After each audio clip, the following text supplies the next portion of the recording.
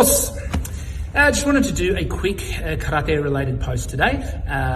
It's my intention anyway. I don't know how quick it'll actually be. Just wanted to share some of my thoughts around the concept of realism within full contact karate.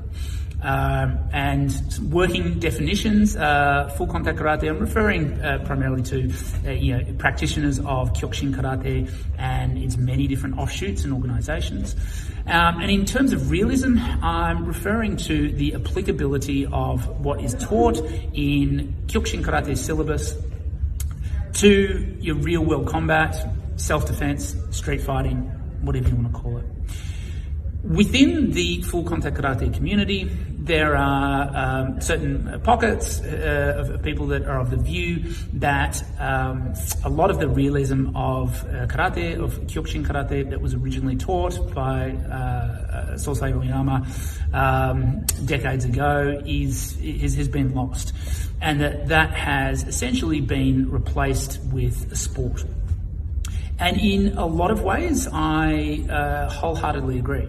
I think that a lot of the things that were in the original syllabus that were more real-world combat orientated are no longer taught in a lot of dojo. There are those individuals that do teach more of that type of approach, but for the most part, and in particular where I am here in Japan, the goal of a lot of the teaching is to become proficient in the sports rule set of kumite that is practiced in the tournaments that we have. And from a personal perspective, I basically treated karate as a sport for the best part of 2 decades. And I had no hesitation in telling people that I consider myself more as an athlete than a martial artist. My goal with my training was to become a champion, was to become world champion. That was my goal. And I dedicated every part of my karate-related energy to trying to achieve that goal. And I don't feel ashamed, and I'm completely comfortable with. Now, I still got a lot out of training that goes beyond the successes that I achieved in tournaments. The discipline that I learned from karate helped me immensely, both academically and in my professional career. And the way that I teach karate, even if I was teaching primarily to train students for tournaments, they're still getting all the benefits of developing discipline, hard work, and that benefits them in many other ways as well. And so now at this stage in my career, more than 10 years on from retirement from competition, I am experimenting with a lot of other aspects of martial arts. I've been doing a lot more boxing and kickboxing over sort of the last 5 years, and then more recently doing jiu-jitsu, both as a way to increase my repertoire of martial arts techniques in general, but as a step towards looking at bettering myself as a fighter, and looking at things like bunkai of kata and those sort of things as well, but with the view of becoming a better martial artist purely out of passion, more than a real need to protect myself and defend myself against potential threat.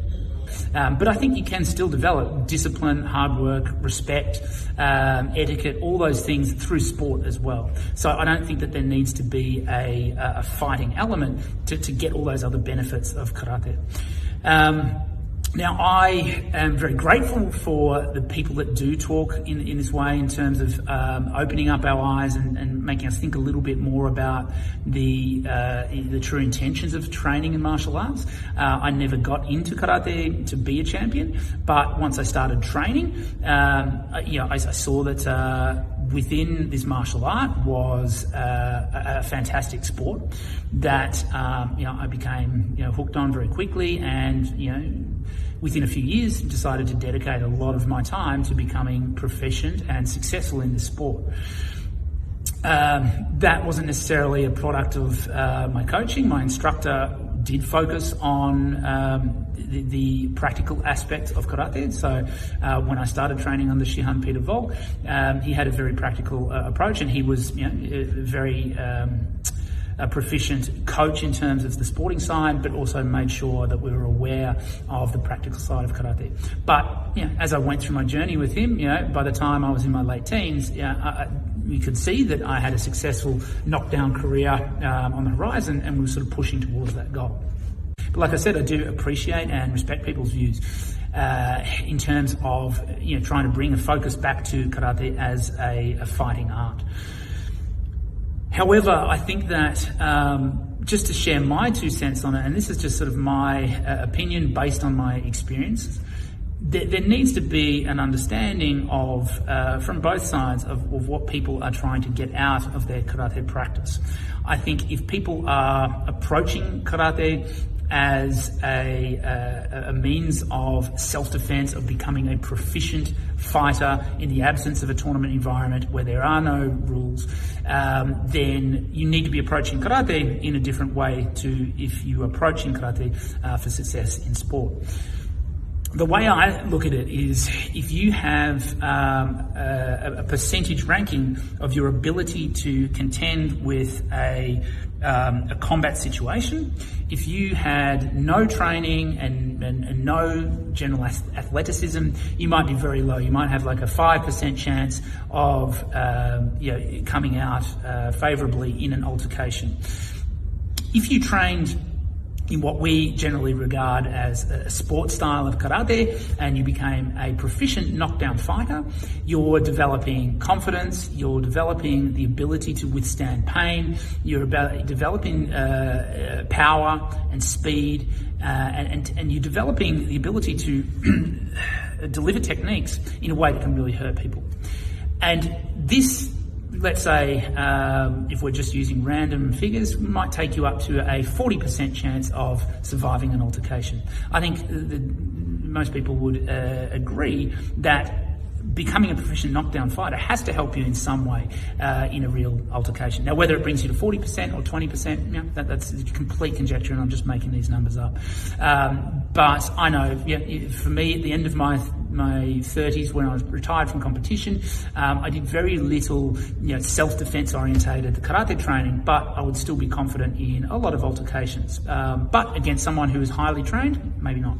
So then if you take your karate training to another level where you are training for a higher level of realism, and you're training for a non-tournament environment altercation, that might take your percentage chance of coming out on top of that altercation maybe up to 60%, maybe 70%. At a certain level, though, you get to the stage where that altercation might involve multiple opponents. It might involve weaponry, guns, knives, and again, the multiple opponents and knives, that can potentially be mitigated with a higher level of training, but again, that's another level up.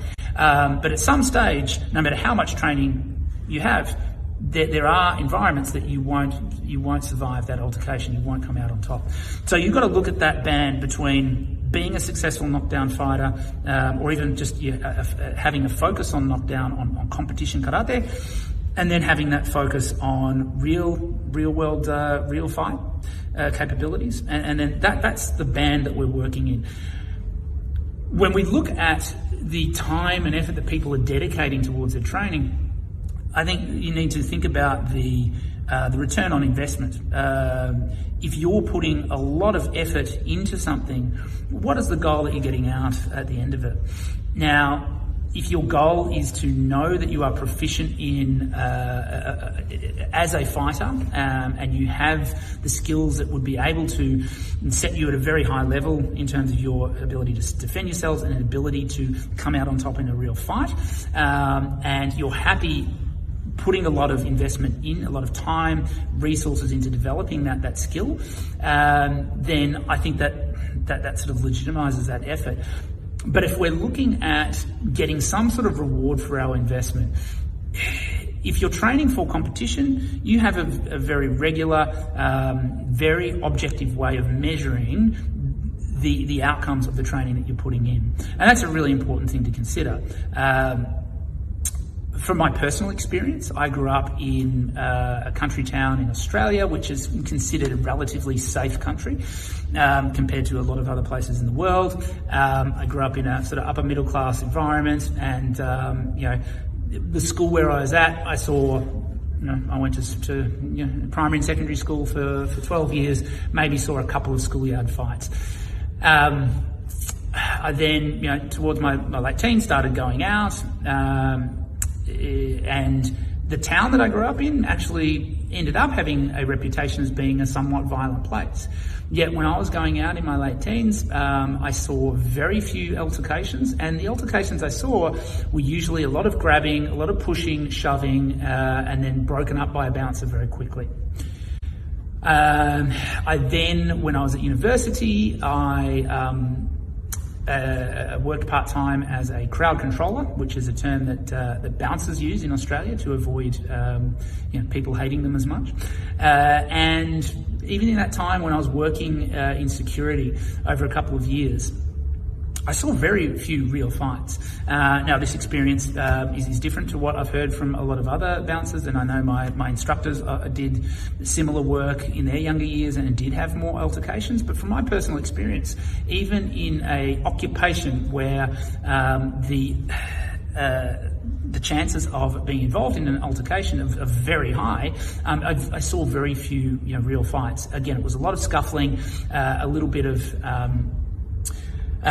retaining and mitigating fights occurring, and the occasional fist fight against usually drunk, usually very, very poorly trained people that posed minimal threat even to someone who had, even someone with no martial arts experience and a relative degree of physicality would likely come out on top in that altercation, let alone someone with, even if it was sport-orientated martial arts experience, would still, in the altercations that I saw, I'd hazard a bet on them coming out on top in all those altercations. So I then moved to Tokyo in Japan, which is considered one of the safest countries in the world. And even when I initially arrived in Tokyo, I was 23, and again I was going out, and I don't think I saw any real fights. Tokyo is a relatively safe city, even if you are out on the town. There's not a lot going on in terms of violence, and any signs of violence, I think, could have been mitigated just by not being a dickhead, and that was really the main way to defend yourself, is just being an ordinary nice person and not sort of getting yourself into a position where an altercation would occur. So based on that experience, for me, if I was going to try to justify spending a lot of time learning high-level self-defense street fighting techniques, I'd struggle to see the return on investment. Now, you might argue that all that training might save your life at some point, which is true, and I certainly understand and respect that sentiment. So for the average person who's practicing martial arts, and maybe they are living in a city like Tokyo, where the chances of being in an altercation are very, very, very, very low, I think that return on investment piece in terms of practicing martial arts needs to be a strong consideration, and needs to be respected by people who might view practice of martial arts with more of a sport orientation as not real karate training. And then I think this sort of reflects on the way that full contact karate is taught in Japan. If you're looking at the instructors trying to make a living out of teaching, which doesn't necessarily occur in other parts of the world, people might have a day job and then run a dojo on the side, and their passion might be developing real fighting skills. In Japan, where sometimes the work culture, work environments aren't great, the ability for people to use their passion of karate and their passion for teaching as a means of their primary income, you've got to look at what works best in terms of a business viewpoint as well. And so to attract students, and especially young students, a lot of the income for dojo here are through kids. You can be training someone to defend themselves, which would then pose the question of defend against what? Because the likelihood of being in any real trouble here is very, very low.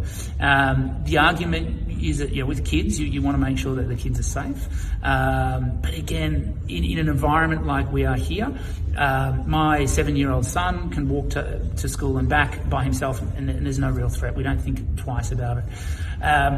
So teaching someone a way of defending themselves doesn't really offer a large return on investment, or not at least an immediate return on investment. Whereas if someone sees their peers being successful in sport and winning tournaments, bringing home trophies, not that necessarily should be the focus of sport, but that's another argument in itself. But that participation in sport and seeing an ability to, even if you don't win a tournament, if you do better than you did last time, that's a sign of progress, and it's a very objective sign of progress. Then that can be very rewarding, and that is a way to build up enthusiasm within your student body. And I think that sort of needs to be looked upon within, I'm talking really in terms of what's going on in Japan here. The environment that I live in here is very different to what was going on in Okinawa in the late 1800s or early 1900s, where karate needed to be used as a fighting art. We don't really have that threat now.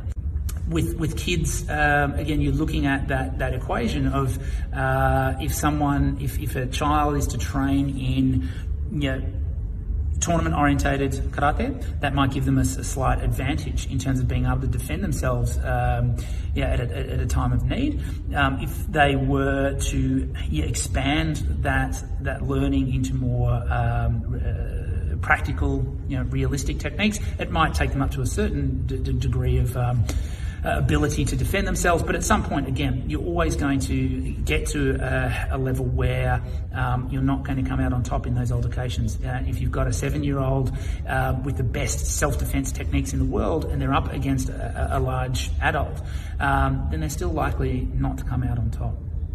Now, obviously, this completely depends on the environment you're in. If you're in a dangerous part of the world where the threat of altercation is very real and potentially life-threatening, and you're training with that specific focus, then a tournament approach is likely not going to be optimal for those specific needs. So like everything, your training, your practice, whatever it is in life, it needs to be geared towards the goals based on your preference, what's motivating you, and in the environment in which you're living.